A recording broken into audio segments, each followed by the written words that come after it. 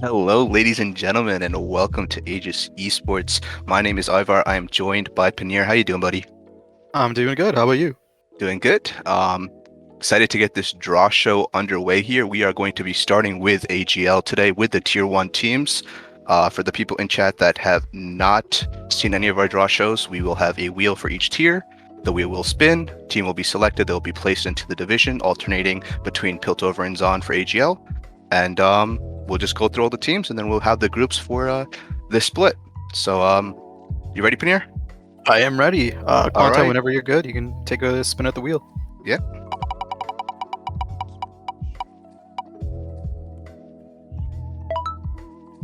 All right, and it looks like our first team is Oasis, Nails, and Dayspa. A newer team for us, but they seem to have a pretty stacked roster, so I'm really looking forward to what they can show us to split. Yeah, super strong roster from what we're seeing on paper. I believe they played in Focus 2 splits ago when I was running that. So super excited to see how they do on this split. So just give us a moment here while we get this team placed into the Piltover division here. Man, I'm excited, Panir. Yeah, I'm really looking forward to seeing who else is going to be joining them in Piltover as well. It seems like all the Tier 1 teams are looking really strong this time around. We have a lot of teams that are placed really highly in just gold leagues in general. And then we're going to be starting off with the nicest Oasis, Nails, and Dayspa, who have also had a lot of good results in other leagues as well. Yeah. All right, so we see them placed there into Piltover. So you can go ahead and spin the wheel, Quanta, for the first team that's going to be going into Zon.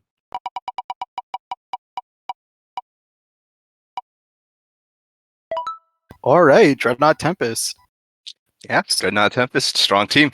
Another strong team, obviously tier 1. We do have a history of them with having them placed first in one of our splits 2 seasons ago. Last split they were slated to win the entire thing. I think a lot of people had them first. They ended up falling short, so it's gonna be really interesting to see how they do this time around. Looks like they changed their entire roster with the exception of Nats, who I think was one of, if not the standout player on their roster last season. No offense to all the other people, obviously, but Nats did put up a really strong performance. And it's really going to be interesting to see how he plays in mid. We do have another familiar face in Riv, who has also been a standout AD carry throughout the splits, or I guess seasons. So I'm really curious to see how they place this time around. Yeah, and that'll be the first team in Zon division. And I guess we're ready for the next team. We can spin the wheel here, Quanta, to see which is going to be the second team in Piltover, and I guess the second team in Zon. And it looks like it's a Mega Gaming Horizon going into Piltover, which is going to put also Team Ambition Nova going into Zon. Yep. Just speaking about both these teams, the players slash the orgs have been playing with us for a while. I know for Omega Gaming Horizon, 3 out of 5 of their team members won one of our last splits, and I think all 5 of them have won a or multiple gold leagues within, well, just at some point in the past. So this is another team that's slated to, or that a lot of people have their hopes on to win the entire thing. I think in Protz's power rankings, him and Jason both put them as a top team. So it's going to be really interesting to see how they do. And I definitely think they're going to make a really strong run. And then the same goes for Team Ambition Nova. They are one of 2 teams that came in with like a full 9/10-person roster. They have a couple of returning members, but for the most part, their entire roster is new. They moved their top laner Jared to the mid lane, and I think for me he's going to be the player to watch on their team. But other than that, they do have a lot of other strong players on their roster as well. Yeah, like you mentioned, they're definitely mainstays in our ecosystem in terms of organizations, even throughout the other leagues, AGL, APL, ADL. So excited to see them to compete here. So these first 4 teams are slotted in here. Thoughts on these matchups? Nail and Dayspa, Horizon being in the same group, and then Dreadnought and Team Ambition being in the same group. I guess I wouldn't know too much about the Nail and Dayspa versus OGH matchup. I can say though that I think out of all the rosters, Oasis's roster is probably the has the highest average rank if we want to take into account previous season ranks as well. So I think in terms of just pure individual skill, they're probably the best. So I think I'm looking to see how well they can fare against OGH, which I think has a good few players who played with each other for a pretty decent amount of time. I know Addy has played a decent amount with the other Omega players, and then also Warwick and Ridley have been playing with each other for a really long time. And then for Dreadnought versus Team Ambition, I remember these guys being the same division last split, and the match went Dreadnought's way. So I think Team Ambition is really looking for some revenge, and I think this is one of the first few times, or maybe not first few times, one of the rare occasions where Team Ambition has a team within Tier 1. So I'm really looking to see how well they can perform just in general. Yeah, on the points scale here, they are exactly even with Omega Gaming Horizon and I'm just gonna call them Nads because that's what I've been calling them, Nail and Day Spa. Uh, Dreadnought actually is a little bit lower on the point scale, which is just what the system we use to, tier out the teams. But nonetheless, excited to see these tier 1 teams compete. Just give us a moment while we're setting up the tier 2 teams. There'll be 4 tier 2 teams. It will be Dreadnought Gaming Elysium, Sprouts. Sprouts were competing with us last split, correct? Yes, Sprouts were Yeah. with us last split. Elysium also were with us, I believe.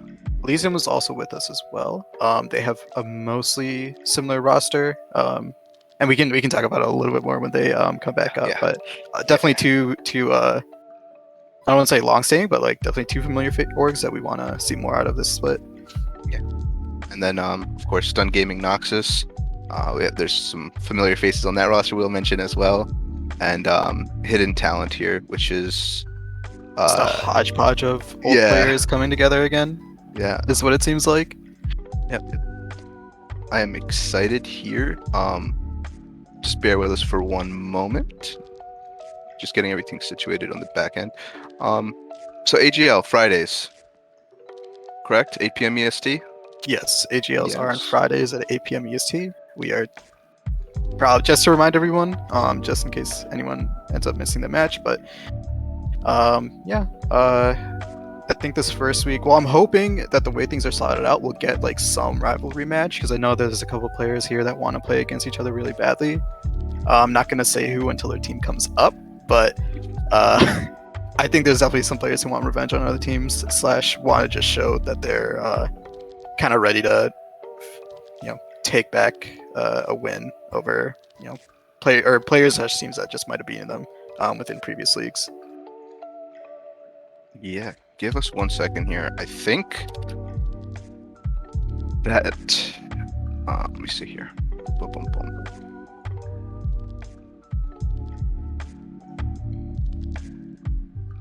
Yeah.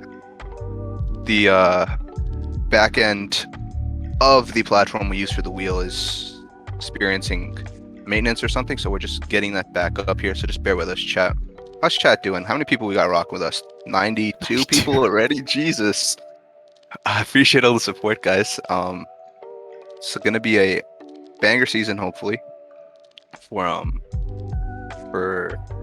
both AGL and APL. Yep. I'm actually interested in APL a lot. Even though I'm going to be mostly watching the gold matches, APL does have 24 teams, which is, I think, the most either of us have ever had. Could be wrong on that one.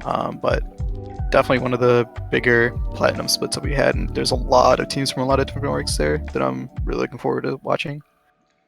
Yeah. I think 2 splits ago I had a 32 team gold league, which was a logistical nightmare. But it's really cool to see a lot of the teams come back, and not only come back when there's a bigger league, you get to see how the divisions break out and then how the interdivision matches happen during the play-ins, which is a format that we've developed here where it's kind of like a Swiss system, right? For the play-ins where you're going to be matched up against people from other groups. So it's going to be exciting to see. But yeah, we're just waiting for this wheel to come back. Let me check with production if there is a fix. If not, we'll figure out a alternate solution. Okay, I think we're getting word that the wheel is back. So just bear with us while we pull this up, and there we go, the tier 2 teams. Go ahead and spin the wheel, Quanta.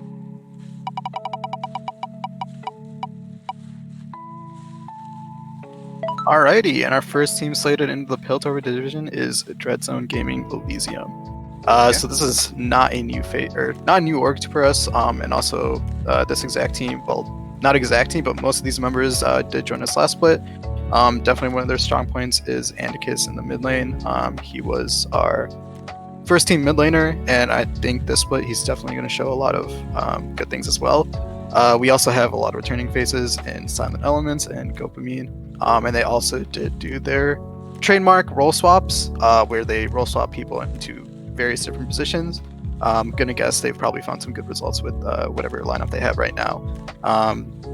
But yeah, I'm really looking forward to seeing how these guys do as well. I think last split they did fall a little bit short in the round of 16 slash.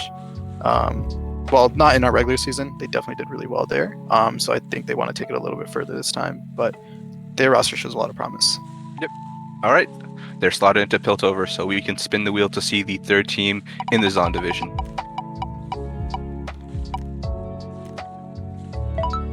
Hey, it's Student Gaming Noxus. So this team has a lot of familiar faces. Right now, it seems like they have players from 3 different teams from our last split. Definitely a familiar face that you guys might all know is Mr. Michael Minus, playing jungle for them, Lawrence from Collective, and then their bottom 3 players, which were Thigh High, Toph, and then trying to remember real quick. Yeah, I thought your mic cut out for a moment. It's Thigh High Demise, if I remember correctly. And then retired Sun Gun in the bottom position. Players to watch definitely for me are Lawrence and Toph. I think they've been pretty strong in previous splits. So really curious to see how well they can mesh with this team. Yeah. Yeah, and they're slotted into Zon division there for the third team. We can go ahead and spin the wheel here, Mike, for the fourth team in Piltover. And it's going to be Hidden Talent taking the slot in the Piltover division. All right. Hidden Talent also has a lot of familiar faces, but this time it seems to be more of a hodgepodge of players from various different teams. We also notably have Lumo, who went through the Hellfire that was Platinum League last season. So kind of for him is probably training grounds of sorts. So I'm kind of curious to see how much he was able to improve off of that, and how much of that experience he's going to be taking into this split.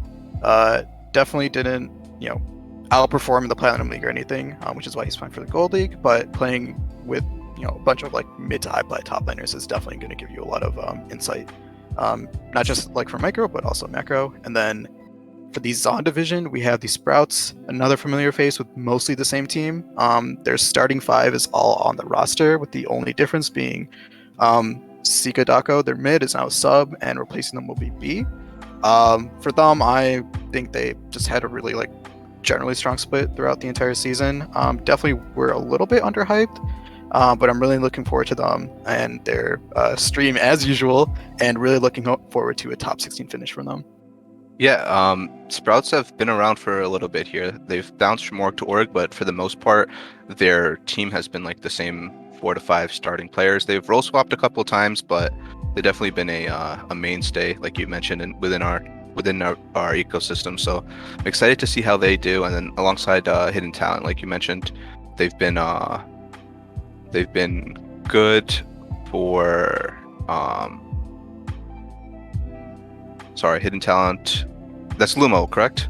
That is Lumo's team. Yeah. So Lumo had moved up to Plat, like you mentioned, and has gone through that trial by fire and has come back down to the Guardian League here. So also, I feel bad. I should probably mention that Cross Counters and Lou are both on that team. They are also familiar faces to us. I just kind of went off on the whole Lumo thing being platinum. Also, since he's played with us for a couple splits as well. But definitely, once again, familiar faces all there, and they all have performed really well. So I do think that this could potentially be like a tier 1 caliber team, but point value wise, they're just tier 2, and it wasn't fair to move them up too far high. Yeah. So we are setting up the tier 3 teams. They are set up already. Well, we can just I guess spin the wheel, and then as they pop up, we'll give them a little bit of an introduction. All right. The Fierce Force Titans will be taking our first spot in Piltover. So this is a mostly returning, or team with a lot of returning members. Their bot lane were formerly on the infamous White Lions. And while they didn't get the results they wanted last split, their bot lane is definitely not a duo that you want to underestimate. I know their ranks aren't the highest, but they definitely do play above their skill level to some extent. And they also have a returning champion, Caxi, in the jungle. And I'm really curious to see how he can do this split with a different team. On top of that, we have 2 new faces in their mid and top. And although they're new, after stalking a couple of scrims and stalking some of their games, it does seem like their top half could be one of the strongest in the entire league. And I'm kind of just waiting to see how they fare against other teams. Also, they are in the same division as Caxi's old team, Omega. So I really want to try to get that game stream because I know Caxi wants to get that stream. I think basically both teams would probably want to get that game stream, and it'd probably be a really good one because these are, even though they're a tier 3 team, they could definitely take one of the top spots in the division. Yeah. And we see them slotted into Piltover there in that 5th spot. You can go ahead and spin the wheel, Mike. Not spill the beans, spin the wheel. We got Valor Bulls Plutonium. Heck yeah. All right, and as promised by Cole, these guys will not have another 1-8 split this time around. So, yeah, sky's the limit for them. But real talk, definitely a familiar face for us. They are once again another tier 3 team, but it doesn't seem like too far away from other upper tier teams. I am looking forward to see how their bot lane plays. I know counters, their AD carry has been playing well in a lot of other leagues. So I do think their bot lane is going to be the part of the map that you'll want to watch for them. Yeah. And they're slotted into the 5th slot of the Zon division there, so we can go ahead and spin the wheel here to get the last 2 teams slotted out.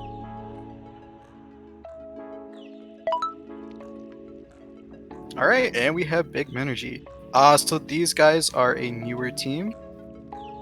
After looking at their profiles, I haven't really noticed them in too many other gold leagues, but a lot of their players are a little bit new to the game. That being said, they all show a lot of promise on specific champs. I don't want to call them one tricks, but they have played the game a lot within their roles, and Efficiency. Efficiency. That's what I like to use. I'm proficient at this one champion. They have a lot to show, I think. Definitely a big question mark for me, but if everything goes well and they're able to compete with other teams on the macro level, they could definitely make a lot of surprises within their group. And then that will slot Hidden Talent into the Zon division. No, not Hidden Talent, sorry. Stubby Gun into the Zon division here for that 6th and final team. And I believe Stubby's team is more familiar with you than with me, but they do seem to have a pretty decent roster as well. Player for them that I do want to watch because I'm not as familiar with the team is probably Stubby, since the name of the team is literally his name. So there's got to be a reason for that, and he also is their highest ranked player. So hopefully he'll be able to show us why his name's on the face of the team. And then, once again, actually didn't mention this before, but there is only a 4-point differential between the tier 1 teams and the top team in tier 4. And to put that in perspective, that is less like an average rank difference of 1 division between each team, which is pretty insane. So even though these guys are tier 3, or just for any of the 4 teams that we just talked about, there is individually not that big of a skill difference between them. So I am looking forward to hopefully not having like 1 or 2 teams just dominate the entire season. I'm hoping for a lot of bangers and a lot of really close matches that aren't just decided in the first 5 minutes. Yeah, I think like you mentioned just now for AGL, it's very similar for APL as well, where I think like the top 18 or 20 teams out of the 24 team league, there's only a 6-point differential. It's super close, and like any team can just streak a set of wins together and make a claim for that top spot. So I'm assuming it's very similar for the Guardians League here. But we will be sliding out this next wheel here. Just give us a moment for the tier 4 teams. Those 4 teams will be up. The wheel's up, so I won't mention them. You can just go ahead and spin the wheel, and we'll talk about them as they pop up. I will mention one thing: if Dreadzone's team is picked, they will be moved to the division that is not the one Elysium is in. We cannot have the same Yes. team in the same division. But it's Timeless Gaming. All right, and this is another new team. One of the other two teams that have come in with a full 9/10 person roster. Definitely not a lot of new faces on their team, but I think that once again, kind of similar to Big Energy, they have a lot of players who are proficient within a specific role and for a specific champion. But after looking at their profiles, I think that they have fairly decent spread of players. So really looking forward to see how they can play against all of the other teams. And I actually do think that they are the most likely to make some upsets, just based off their individual skill level. So really looking forward to see what they can show us a split. That team is slotted in there to Piltover, so we can go ahead and spin the wheel. The seventh team in the Zon division is Entourage. Big Duck Entourage. Alrighty, once again, another new team. While they are an org, this is their first split as this team, and they're joining us with the coach Oathkeeper, who a lot of you may know from previous splits. Definitely got a lot to prove with their roster, I think. We haven't seen them as I mentioned, they are a newer team, so it's really going to be a test of how they can measure up to other teams individually, plus their macro. Also do want to mention though that since Big Duck Entourage is going to be placed into the Zon division, and Dreadzone Gaming Elysium is already in the Piltover division, Dreadzone Gaming Tartarus, sorry, I can't say Tartarus, that's dumb. Dreadzone Gaming Tartarus is going to be in the Zon division and filling up our last spot. And Meme City Paradox will be finishing off the Piltover division as well. Yeah. So the last four teams are slotted out here. Just give us a moment while that fills up the graphic. But we can talk a little bit about Tartarus and Paradox a little bit here.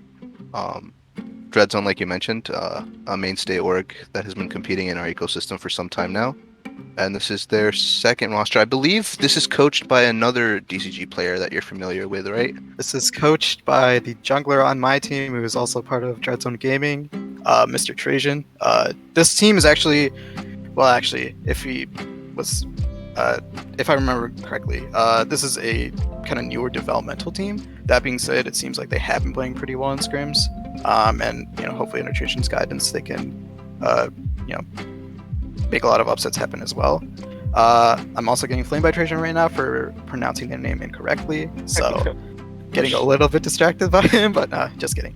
But yeah, definitely looking forward to see what they can do this split.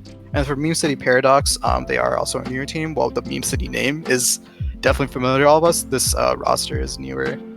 They also do have a lot of individually strong players, but I haven't really seen them play as a team. So I think for me, they just have kind of a lot to prove. But once again, I think the one thing I want to note for tier 4 is that, and I know I said this already, but like difference between the top tier 1 team and the top tier 4 team is like 4 points. So I don't think like any of these tier 4 teams are just immediately slated to be like a bottom team or like take like 6th or 8th place. A lot of these teams can like move up in the standings, and I'm really happy about the split because it seems like a lot of the teams are really close to each other. So I'm really hoping for just a lot of Clown Fiestas all over. Yeah. So those are the 16 teams and their divisions. Take your screenshots, do whatever you need to do, because we're going to be switching over to Aegis Protector League here very shortly. I'm excited for AGL. These groups look good. Yeah, let me see what matchups I really want to see. I know I already said TFF versus OGH. I think I really do want to see Dreadzone versus Dreadnought again. I think that even though this is the developmental team, I think that Dreadnought is looking a tiny bit weaker this time around. So I think that we can see a lot more. We can definitely see a lot of other teams being able to compete with them. I also want to see Sprouts versus basically like everyone. They have a great stream as well whenever they play, which has, I think it was like a really fun Pokemon game in the mini game. I don't know. But yeah, just want to see Sprouts versus anyone. They're the roster with the most amount of returning members. So I want to see how much they've improved since last split. And then also just everywhere we have a lot of familiar faces. So it's kind of really hard to pick apart which specific matchups actually I want to see. Yeah. And we are ready for APL. We see the wheel there. We see the groups. It's going to be four groups of six, excuse me. We have APL broken up into, excuse me, my voice, three different tiers, I believe. Yeah, three different tiers. We have tier one, which are 4 teams, which you see here. Tier two, which will be, I believe, 8 teams. And then 8 or 10, 12, 12, excuse me. Tier two will have 12, and then tier three will have 8. So these four tier one teams will be slotted off, one in each division here. So you can go ahead and spin the wheel, Quanta.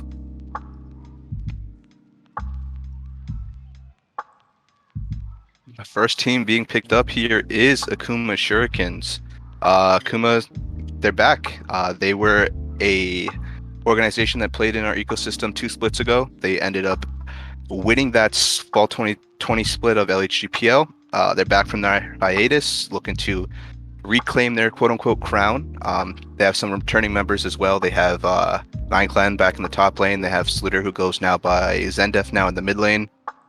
And they're looking to show why they're a feared roster why they were a feared roster during the fall split, and looking to pick up some more championships for their Akuma organization. Yeah, we have that slotted out there into the Shurima division. You can go ahead and spin the wheel, Quanta, for the next tier one team.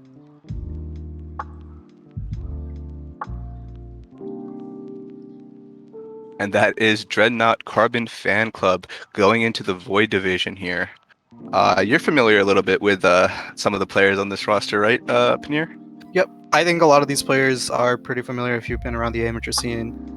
We do have someone who graduated, or rather than graduated, I'd say kicked out of his home of Gold Leagues, and we have Carbon in the mid lane, otherwise now known as Hillary Clinton for. There's something. Yeah. I don't know. But they are looking pretty strong. They have a lot of players in playing in amateur for a pretty decent amount of time. And with a couple of players who have graduated from the Gold Leagues. So they definitely, it's kind of like impressive that they're already tier one. But they definitely have a lot to prove. Yeah. On paper, they're a clear favorite, but they have to prove themselves, like you mentioned. We can go ahead and spin that wheel here for the first team that's going into the Targon division here. And it's going to be Dare Cobalt. Dare is a newer organization, but with very notable players that competed last split in LHGPL. The combination of members from Hostile, the former Wichita Wolves plat roster, coming together under a new banner backed by their manager, Colton. And I think they're a must-watch roster here for this split. They're definitely a contender for that championship. And with that being said, the last tier one team that is getting slotted is CB Rush. They won last LHGPL split. They won Blue Water Plat. They won Midnight Gaming. They have many iterations of this roster, but the main consistent iteration has been that top laner Rutledge. He is the captain of the roster, and they have a lot of accolades, and they're looking to add more to those to their, I guess, mantle there. Thoughts on these placements thus far? I know they can't really tell who they're going to play yet, but they're definitely, championship caliber rosters. What do you think, Panir? Oh yeah, 100%. I think this is kind of funny because normally it's the other way around, but I think for APL this time around, in my opinion, I think the tier one teams are definitely like heavy favorites to place in the top spot for the respective divisions, and also heavy favorites to just win the thing overall. As of now, I can't really say which team I think is favored to just straight up dominate. I think Akuma definitely. Well, okay, I'll say Akuma and CB Rush definitely have a history with winning everything. So I'm definitely gonna be placing some bets on them. But Yeah, I will say, Dare, that's now with like Wichita, former Wichita management. Wichita's previous management has a pretty good track record of winning these leagues, so they're definitely a contender. And like you mentioned, on paper, Carbon Fan Club, they look like they are a clear favorite, just like by their ranks. But it all has to come down to that cohesion on the Rift here. I think that But cohesion might be there though. I believe a few of those players have played with. I believe a decent amount of those players have played with each other on various teams in the past. So I think it's really just going to be a matter of whether they're able to transition all their experience over to this league. we are setting up the next wheel here. It's going to be a lot more teams. It's 12 teams here, but we're going to get them slotted out for you guys. You can go ahead and spin that wheel, Quanta. The first team is Gulpin Gamers going into the Shurima division alongside Akuma. Gulpin has... It's a newer team. Newer org. I don't know if it's an org. It might just be a group of players playing together under this name. But they are backed by their captain and ADC Solbert. I don't think the league should take this team lightly because they have a lot of experienced players that can easily take games off some of the higher tier teams. So they're definitely a playoff team and even a contender for the championship. You can go ahead and spin that wheel to see who's going into the Void division here. And that is Viticulture Pinot. I don't know how to pronounce it either. I figured out the pronunciation last night. I was during a dry run. Hold on. I'm gonna butcher. I'm just gonna say viticulture here, but yeah, viticulture mainstay organization within our tournament ecosystem here.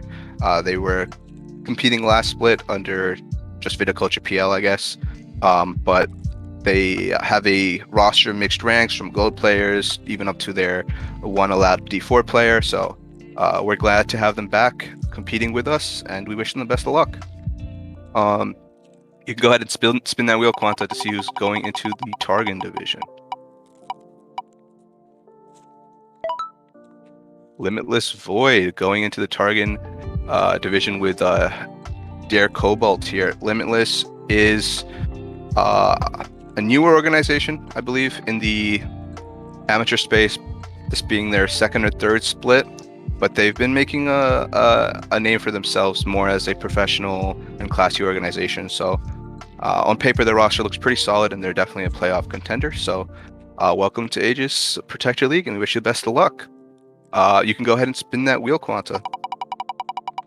We got a lot of teams to go through, guys, so we're going to try to bang these out. Dread Zone Gaming Olympus, team from the Dread Zone organization. We saw them slotted out in the Guardians League, but this is their Protectors roster. They've always been a contender in the Plat Leagues that we've been running, so I expect the same here, and we wish them the best of luck. You can go ahead and spin that wheel for the next team in the Shurima division.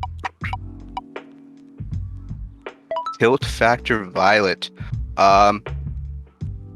Newer team, to us at least. I don't want to say a newer team. Haven't competed within our tournament ecosystem, but they're composed of a good mixture of different ranks within Plat, and they could definitely potentially be a hidden dark horse amongst some of the more notable teams. So excited to see how they place against the competition here in the regular season. You can go ahead and spin the wheel, Quanta. Omega Gaming Enigma. I'm going to let you take that one, Paneer. Alrighty, Omega Gaming is definitely a familiar org, but these players have not really formed a team before now, or I should say this is a newly formed team with a lot of familiar faces, specifically Quax and Rutenium, and Mike have played with us before. Quax, last time I've seen him play was in a Gold League, and he's definitely improved a lot since then, and it's really nice to see him in a Plat League now. Rutenium also definitely a standout performer, or I guess standout player within the team. He's definitely had strong performances in previous splits, and I definitely owe him for e-subbing for our team on multiple occasions. So really looking forward to see how these guys mesh. I am kind of hoping for a lot. I think that like individually these players are strong and they've had strong performances on other teams within past leagues.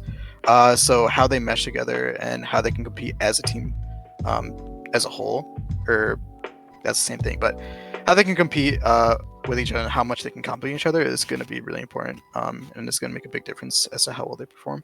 Yep. You can go ahead and spin that wheel, Quanta. We got a lot of teams to go through here, so we're gonna keep it moving here. And here comes the Super Friends, uh, composed of some previous LHGAL mainstays that have graduated up towards the Protectors League here. They're looking to, I don't want to be cheesy, but maybe like, use their power of friendship, make a name for themselves in their first split in this Platinum League. I think you're familiar with some of the members on this roster, right? Because they were competing in AL last split. I am. They're top and jungle, the Gingas. Well, actually, one of them changed their name, but I'm not going to say it because it's a little inappropriate. They were playing in AL last split. They've always been standout performers, so it's about time that they're able to graduate up into the Plat Leagues. They are really good fill players. They seem to be able to play most roles well, so hopefully that'll help them in the season. And I think right now they are on their strongest roles. I believe Ginga is in the jungle with JL in the top lane. They also have Sly in the mid lane, who has performed pretty well in other splits, and then Moki and Ronald, who comprise of their bot lane. I'm not as familiar with Moki, but Ronald is a really strong support player who's also in our gold leagues previously and has also graduated into the plat leagues. All right. Nice insight. We can go ahead and spin the wheel to see that third team in the uh, fourth division there, and that is Meme City Metro. Another Meme City team. We had Meme City Paradox in the Guardians League, but this is their, I guess, sister team. It consists of 3 out of the 5 previous players on the Meme City Flash roster that played with us last split in our ecosystem. Notable members are the Soon Typhoon, Soon Baboon duo that we see so often on one of the Meme City rosters. So uh, they're definitely a lock for, I would say, at least playoffs, but they need to prove themselves, like we mentioned here.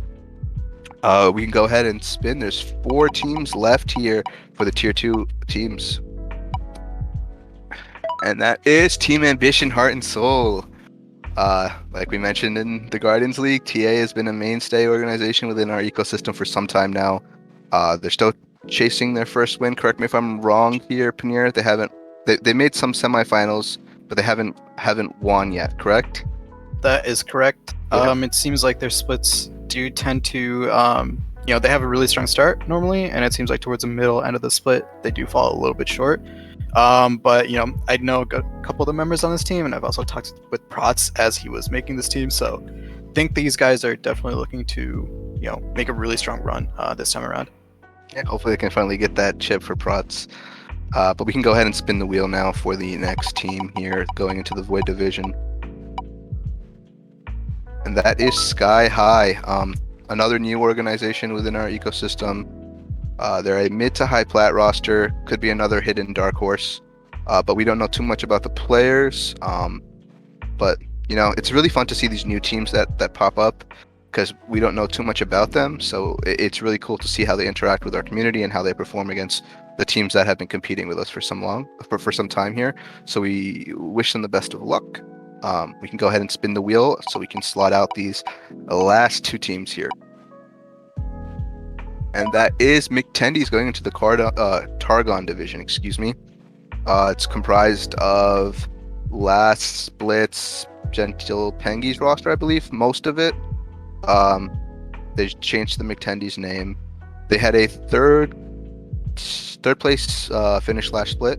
They're looking to aim higher this time and hopefully get that APL crown. And then the last team that's being slotted here is Binks Gaming Calico. Binks has been around the amateur scene for some time now. This specific roster has been around for some time now as well. The Calico roster, we see them compete in some one-off events. They were competing in Focus Propel last split. So excited to see how they do here in the APL split. So Panir, thoughts on how these groups are shaping out while we set up the next wheel? I have no idea. To explain a little bit more, I feel like normally when you get to like 4 out of 6 teams, you can start kind of thinning out which one's going to be the group of death. But like everybody here, like every group here, looks like it just has like a lot of familiar faces, a lot of familiar orgs who have done really well in the past. Like I can't give, well, I don't feel I can give a specific division that's right now a group of death or even a group of life. I want to say the Ixtal division. just like looking at the players and the teams that are already in it, for me that seems like the group of death. But right now, all these groups seem fairly like equal in terms of strength. What do you think?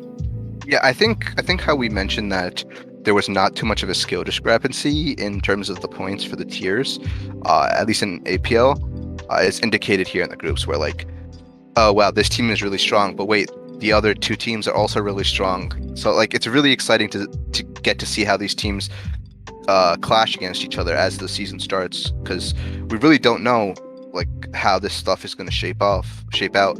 I'm excited to see Meme City um,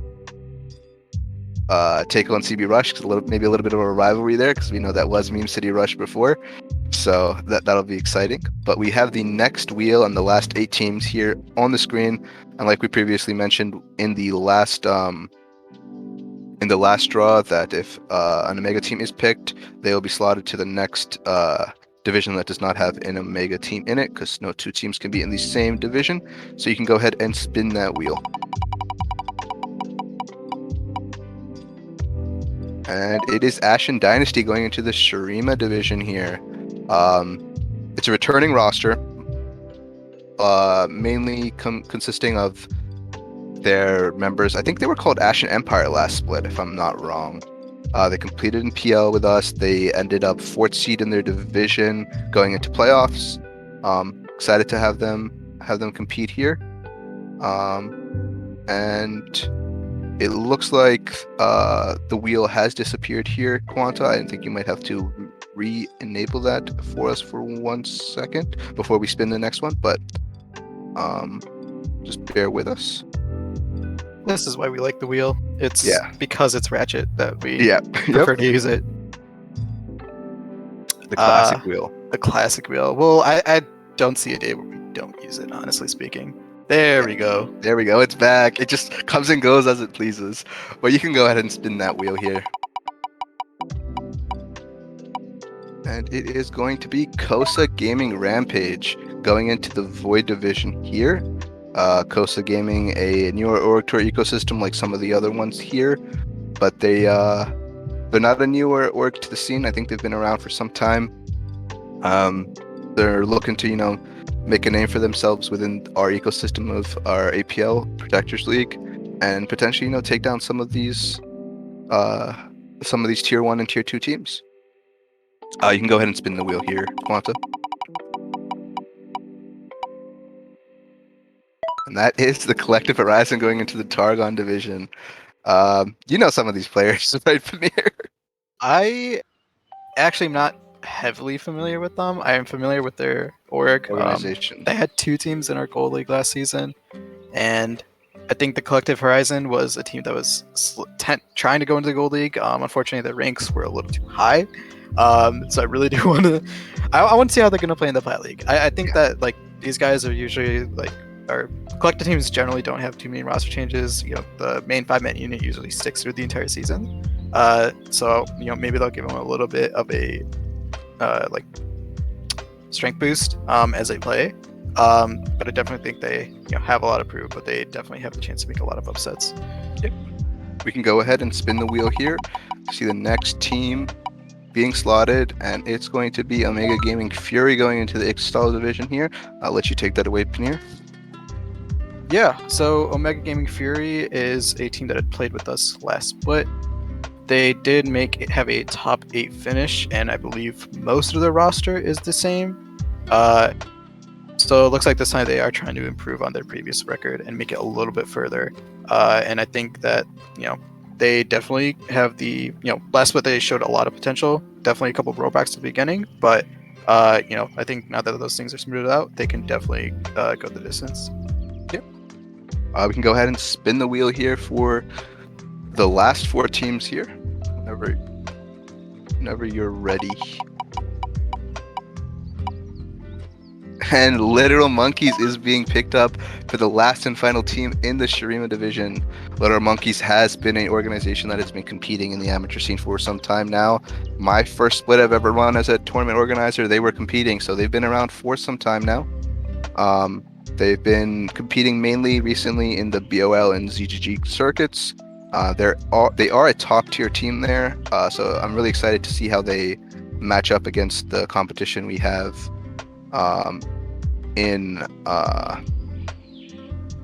APL. We do see that Omega Gaming Revenants is going to be automatically slotted here into the Targon division because they can't go into Void or Ixtal here. So if you want to give a brief synopsis here, Panir, take it away. Yeah, so Omega Gaming Revenants for me is a team that has Fusion on it. He was another player who graduated from a Gold League last split. Once again, another new roster like Omega Gaming and Enigma. So it's once again just going to be a bunch of players who are individually strong, who definitely have a lot to prove in terms of teamwork. Yeah. We can go ahead and spin the wheel here. That's Cape Dogs Unchained going into the Void division here. And that's also going to leave Lost Chapter going into the Ixtal division to round out our groups here. Cape Dogs is a newer team into the ecosystem. Some recognizable names there: Crispy Tan, Zongi, Crits. So they definitely have some people that have been competing in amateur, so they have some experience there. So excited to see how they do in the Void division. And then Lost Chapter is a similar situation. Newer team to our ecosystem, but we've seen some of the familiar faces in the amateur scene. And we're excited to see how they do. So that is slotted out for our groups here for the APL division. If you guys want to, take your screenshots and whatnot, go for it, because we are going to move on to the rulebook review here. It'll just be a quick rundown of our tournament procedures, so everybody here that are new can better understand how we run things. I'll let Panir take it away here. If you need Quanta to go to different sections, scroll down a little bit. You can go ahead and guide them as you need. Alrighty, cool. So if you are a newer team / org for us, I do suggest you staying for this portion. By the way, we do have a couple procedures that teams need to act on apart from just showing up on game day. And I know rulebook is kind of long. The important parts are sections 7 through 9 though. So if you are looking for game day related things, just look through those sections, but we're going to explain a couple things right now. So for tiebreaker criteria, I'm going to skip this because it's not relevant till the end of the season. But you guys will probably refer back to this once group stage is over. Starting off with scheduling though, so prior to the season, or in other words after the group draw show, we will have all the matchups and times released. Each team will play one match with a best of 3 during the regular season, and it will be on a designated day at 8 p.m. EST. You can reschedule your games. We do have a couple rules off of this, so if you do try to reschedule your match or request a reschedule at least 48 hours in advance, the other team is obligated to respond within 24 hours, and if they do not respond, then the reschedule is automatically approved. You can request a schedule within 48 hours of your match, but the other team isn't obligated to respond, and as a result, the reschedule is not obligated or will not be defaulted in that case. We do have a couple of additional scenarios where we might have a reschedule, specifically if on game day there are client issues or very serious cases of extreme weather that are affecting a good amount of players. I know this does happen every now and then, and a few players here and there will disconnect, but if this is a widespread issue, then we will allow reschedules to occur, but this will be under admin discretion. And then for playoffs, we do want to note that if you can technically reschedule the matches, but they do have to play at least 36 hours before the next week's matches for obvious reasons. All right, scrolling down to team lead change. So each of your teams do have a team lead, and I know this really doesn't have too much to do with game day procedures, but we do want your team leads to be communicative with us. So if you do feel like you don't, if you're not going to be free enough to be communicating info with your team, or you just don't think you have not enough time, you can definitely change over leadership. We do also reserve the right, or I shouldn't say reserve the right, but we can also forcibly remove team leads if in case they are not doing a good job. just to make sure that the split is going well for your team as a whole. All right, moving down to roster changes. So all roster changes will be done through a Google form this time around. Only the team lead is allowed to authorize them, and we will have responses publicly displayed so that every player can see them. We are currently setting up now, but it should be out by the end of the day today / early tomorrow. We have a couple of rules, which I'll go over now for roster changes, but you cannot be rostered on 2 teams at once. And also, we do allow players to leave their team if they talk to us. So if a team lead is not letting a player leave, but that player doesn't want to leave, they can message us, and we will serve as kind of a medium for that conversation and most likely allow the player to leave the team. All right, player drops. So if you do drop from a team, you do have a cooldown period before you can play with another team. Specifically, this cooldown period starts from the last time you played a match with the team. So there are a couple exceptions to this, though. One is just if you haven't played a match in Aegis yet, you can ignore this cooldown, obviously, since you haven't played. If you get added to a team in a higher tier league, so for instance, if you're playing in a gold league and then you switch over to a platinum league team, you can ignore this cooldown. And then finally, if a roster for whatever reason withdrew from the split or was forced out, players on that team are allowed to ignore the roster cooldown. All right, moving down to roster lock. So 24 hours before each match, rosters will freeze. This is, as most of you know, just another way of saying you can't add any more players afterwards. We are changing how our roster additions work this time around. This time around, we'll have something called flexible roster additions. And the way this works is that based on the number of players that are starting out on your team, so let's say you have 6 teams, you'll get 10 minus that number instances of flexible roster additions. So if you start off with 6, you're getting 4 FRAs. Basically, all this means is that if you have more than 0 flexible roster additions, you're allowed to add 2 players per week. And if your FRAs drop down to 0, you are only allowed to add 1 player per week. If you want to add anybody else past that, they are going to have to count as an E-sub. And this is specifically for the group stage. When we get to play-ins, every team is allowed 1 roster addition flat out for the entirety of play-ins. And everything past that is going to be E-subs. And then for playoffs, we don't allow any roster additions. All right, roster freeze. So 24 hours before the final match of the regular season, the rosters will be locked permanently. And then we do have an exception to this where if removing players does result in your team having less than 5 players, we will allow you to add people until your roster is up to 5. This part is slightly subject to admin discretion though, so make sure not to abuse this. All right, player confirmation. So we have a player confirmation deadline 2 hours before your scheduled match. And the way this works is that for your weekly match, your 5 starters and 2 subs are slated to be the 7 players you can field in that match. In any of your 3 games, or up to 3 games, I should say, you can field any 5 of those 7 players. If, let's say, one of your starters can't make it and you want to use one of your reserves, then you must notify the opposing team of that in tournament chat. Or if you just need to make any swaps, like mid is going to be playing support or one of your subs is going to be filling in for one of your starters, please also be kind and notify the opposing team in tournament chat. If the roster that or if the 5 starters that you have slated aren't immediately the 5 stars that show up in lobby, or they show up in a different order, we do allow teams an extra couple of minutes to scout, just to not be disrespectful of the time that they spent scouting beforehand. So please do keep that in mind to just be respectful and just notify the team of any role swaps, even if they are just part of your 5 starters plus 2 subs.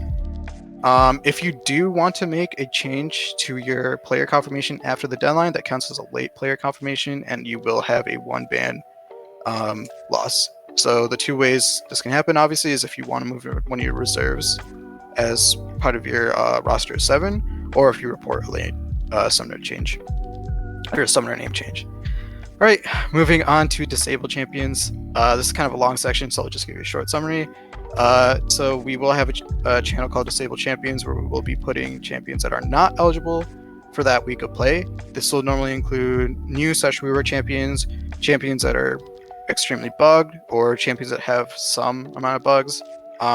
Based off of what we see on like various social media / from Riot, we will let players know whether a champion is disabled or whether there are some extra conditions for allowing or playing a champion. All right, moving on to the next section.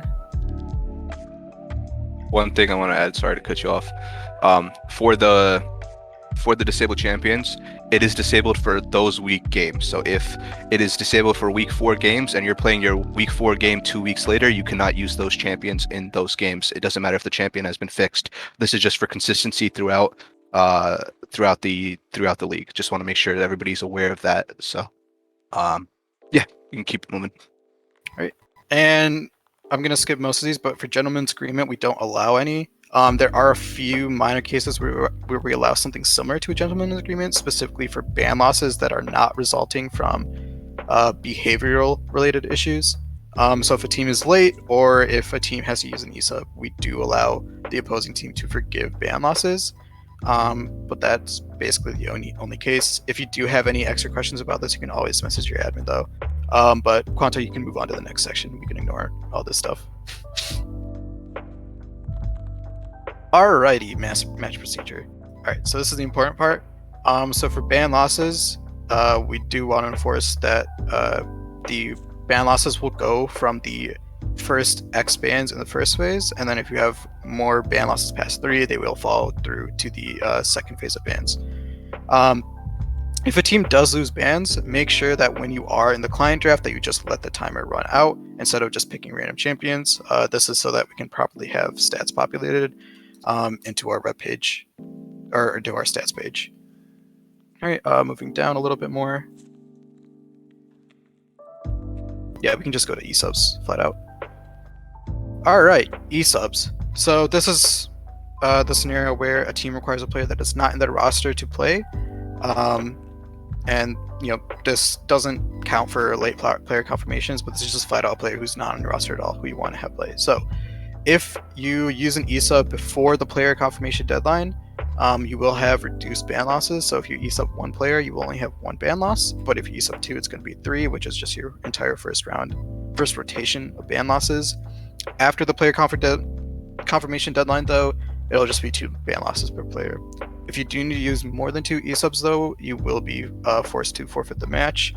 And then during playoffs, it's just a flat 2 ban loss per ESUB. We do still require that ESUBs fit all player eligibility rules, so they do have to have the required number of games and obviously have to be within the rank designation. The only exception is that they cannot be a cap exception player. Specifically speaking, for gold leagues, they cannot be a platinum player, and then for the platinum leagues, they cannot be a diamond player. The same thing is going to apply to our diamond league as well. Right, and then finally, or not finally, but the ESUB can be ineligible if they were rostered in a higher Aegis league. So a platinum player cannot ESUB for a gold league team, and even if you are on an unlimited roster in the platinum league, you cannot ESUB for a gold league team. And they also just flat out can't be on another roster within the same league. This is a good place to note that if you do play a single match in a league, you cannot play in a lower tier league at any point throughout the season. So if you are a gold player who is playing in the Platinum League and you play a single match, you are barred from playing in the Gold League. Mostly just due to the fact that, if you are signing up for the Platinum League, you are kind of saying that you are trying to go into that league and play as a Platinum level player. So please keep that in mind. Make sure your teams are aware of this, and if any players are maybe, if you have a gold player in your Platinum League roster who might want to drop down to the Gold League, make sure they are aware of this. But Quanto, you can move on to the next page. All right, side selection. So throughout the season, we will have a side selection predetermined. The blue team will have the blue team for game 1 will be in charge of making the lobby. And for play-ins and playoffs, the higher seed / higher ranked team will end up getting side selection for game 1. Past game 1, the losing team will get side selection, and the losing team will also be in charge of creating the lobby. Speaking of which, and Quanto, you can move on to the E section. All right, for lobby creation. You guys will be using custom game lobbies. Please do remember to have the right settings. So tournament draft, make sure you allow all spectators and make sure you just put any password. It can just be something random, but you want to do this to make sure that randoms aren't joining your lobby and causing unnecessary confusion. Once again, game one, the team predetermined as blue side will have responsibility for creating the game lobby, and after that, the losing team who gets side selection is responsible for creating the lobby. The only exception to these cases is when your game is being streamed, in which case production will be the ones creating your lobby and creating the draft holdings, if applicable. Alright, moving on to the tardiness section. So your team is considered ready when all 5 of your players are in the game lobby and in voice chat in Aegis.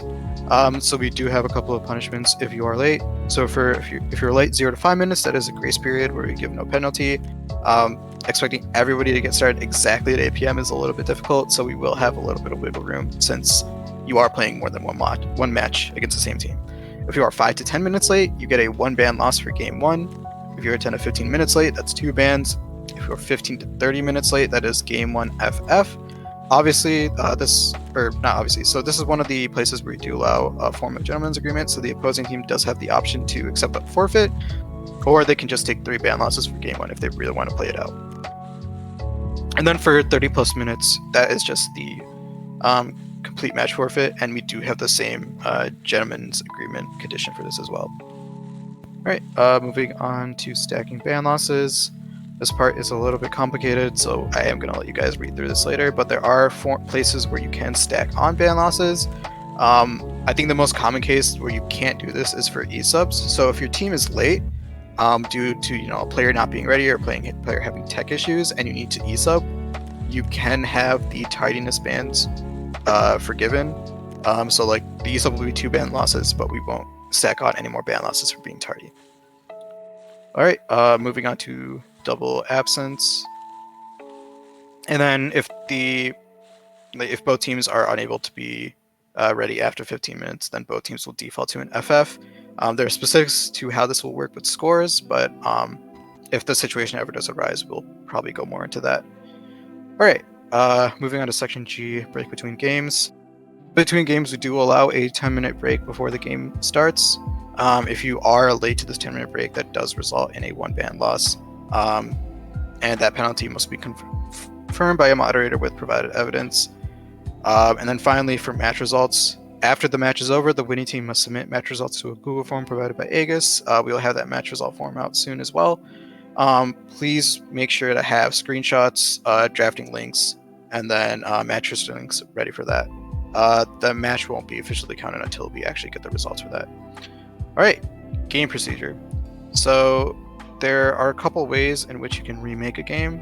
We'll talk a little bit more about how these remakes can happen. But basically, you can have a full remake where you just completely redraft and everything is new, a partial remake where you just redraft up to a specific point, and then an identical remake where you have just the same champ spans as you did beforehand. This is normally if you just have like draft issues getting into game or something like that. All right, moving on to voice channel. So once again, teams must use their designated team voice channels in Aegis or the Discord server for each game. You are allowed to have coaches or managers in your voice channel before the game starts, but once the game starts, you do have to have only the 5 players in there. We do also want to emphasize that when you are in lobby, you do have to be in LCS order. So starting from top to bottom, it is top, jungle, mid, bot, and support.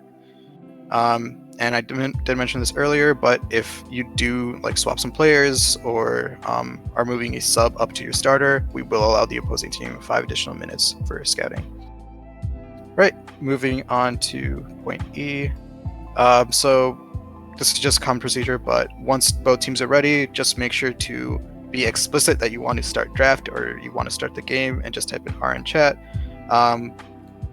Yeah, just to make sure we don't have a team that misses out on banning. And then moving on to the third-party draft tools. So if a team prefers, we do allow you guys to use DraftFlow. And then we have a couple more points up on how you agree to this. But if both teams do want to use ProDraft, that can be used. But Teams do have a right to deny the usage of ProDraft and then could just prefer to use DraftWall. We do encourage you guys all to use it since it is pretty similar to how the League of Legends game lobby or champ select is. And it's been a tool that's been, I think, a heavy favorite throughout previous splits. Just to clarify, if one team prefers it, then it is mandatory. Just so everybody's on the same page. If they do not, if two teams do not prefer it or do not care, then you guys can use in-game draft. I think you might have said the opposite, Panir. So I just want to make sure that that's clear. Whoops. Yeah. If you guys want to use in-game draft, you're more than welcome to do that as well. Yeah. But if a team does prefer DraftWall, then you guys do have to use it. Yeah, cool. All right. And then the same thing for lobby creation applies to creating the DraftWall link. Whoever is creating the lobby is going to be the person/party creating the DraftWall links. And this goes the same for if your game is streamed.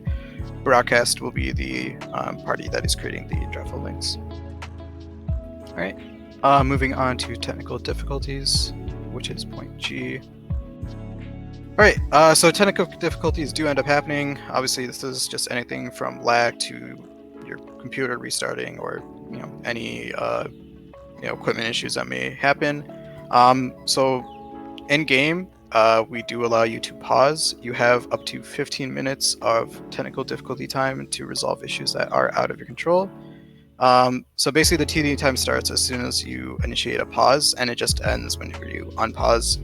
If the TD time does expire, then you have to continue the game regardless of what's happening, or you have to FF the game. You can keep going down.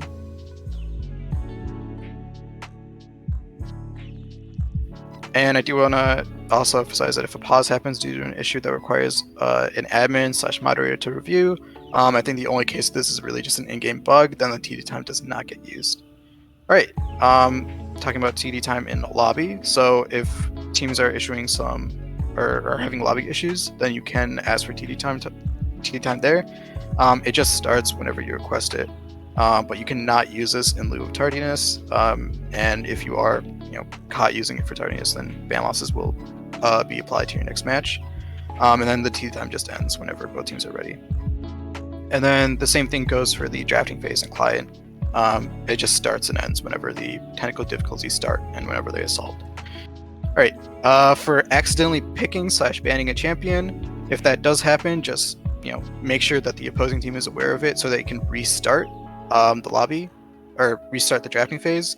If you let them know after they pick a champ, then this will result in some ban losses and a complete remake of the draft. You can also talk to a moderator for this and just get the confirmation of how you want to redraft for this. But basically, if you do make a mistake, just make sure the enemy team is aware of it immediately and that you just get out of draft. Do also make sure to take screenshots so that moderator can approve, because we can't just take people's word for it solely, and we need the proof. All right, going down to trading champions. So when you are in the client lobby, just make sure to trade your champions before the 20-second mark. This is just so that teams can properly adjust the runes as need be. If the team does fail to do so, the opposing team can exit before entering the game or pause and ask for a VOD review with the moderator. And if the moderator does confirm that there was a failure to swap before the 20-second mark, then they will authorize an identical remake, and the champion trade is disallowed for the violating team. Incorrect runes are a slightly different scenario. So yes, the client can bug out sometimes, but if the wrong runes are selected by a player, then the team can pause before the 30-second mark in game and can request a remake, but the opposing team is not obligated to accept this, since there's no really good way to confirm that the runes were correctly set up and it was just a client bug. So just please make sure to be cautious about when you select your runes, and make sure to be 100% sure that you've actually set them up correctly. Ooh, okay, I'm getting tired.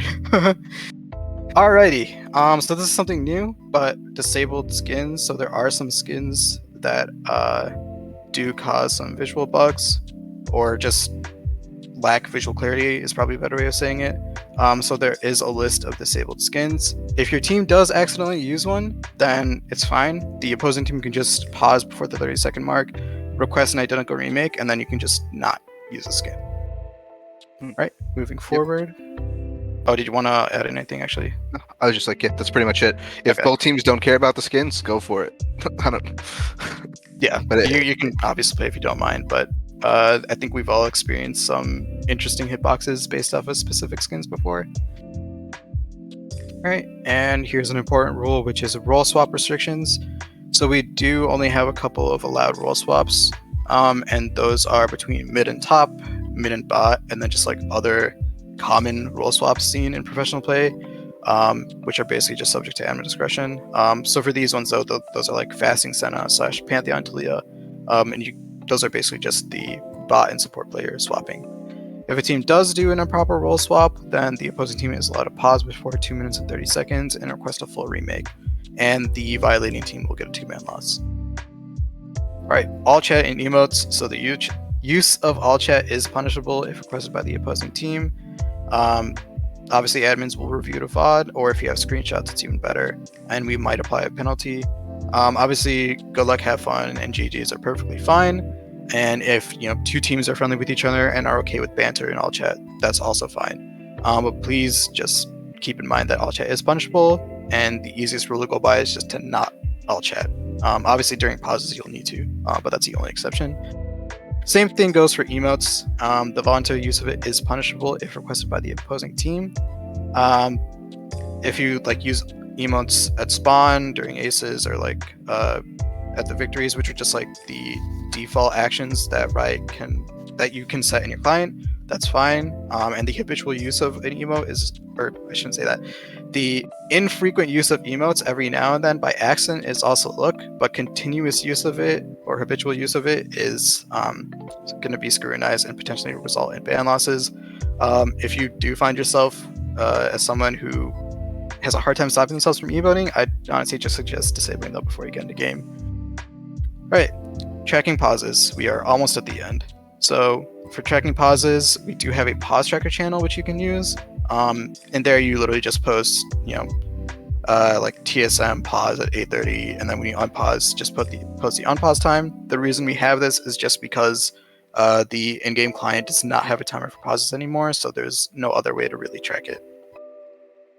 Yeah. Right. And speaking of pause timings in general, you cannot pause when at least 2 players are engaged in a fight. If requested by the opposing team, a violation will apply 1 ban loss to the next game. Obviously, lane harassment is fine, but if something controversial does happen, this will require a moderator / admin to review the VOD and see if the pause actually had a negative impact on one team. And then, going off of that, when you are pausing or when you are unpausing, just make sure that the other team is aware of this. All right, for bugs can also warrant a pause and a review by a moderator. A VOD has to be presented to the moderator for the instance to be reviewed, and all reviews will follow the guidelines that Riot has within their rule set. The full remake can only be made by an admin, and the VOD review will result in your technical difficulty time being consumed, but will not result in an FF if it does exceed the 10-minute mark. So the bug can lead to a couple different results. I'm not going to go over this section, so if you want to read in the rulebook yourself, you can. But it can lead to a remake if it is deemed to have a negative impact. But if the game is at a point of no return, then we might disallow the remake. Finally, surrendering. So teams are allowed to in-game surrender without end-up penalty during the regular season. We do discourage it for the sake of just competitive integrity in general. But sometimes there might be cases where your team just has to FF. During playoffs, though, if your team does surrender, it will incur a 2-ban loss for the next game, though. And yeah, that is all the game day procedures that we have. Once again, they are in section 7 through 9 of the rulebook, and if you have any questions / feedback for them, feel free to post those in the question / feedback channel. A lot of our rule changes do come off of feedback, so if you do take issue with any of these / think they can improve, we definitely want to hear your voice on that. But yeah, thank you for going through all that, Paneer. I know it's a mouthful, but that's all we have for you guys today. We are done with the group draw for AGL and APL. Week 1 will start for those leagues this coming Thursday for APL, Friday for AGL. Thank you all for joining us. Make sure you follow our Twitch, follow our Twitter, join our Discord. I want to say thank you to Paneer for joining me. Thank you to Quanta behind the computer, the man behind all the production here.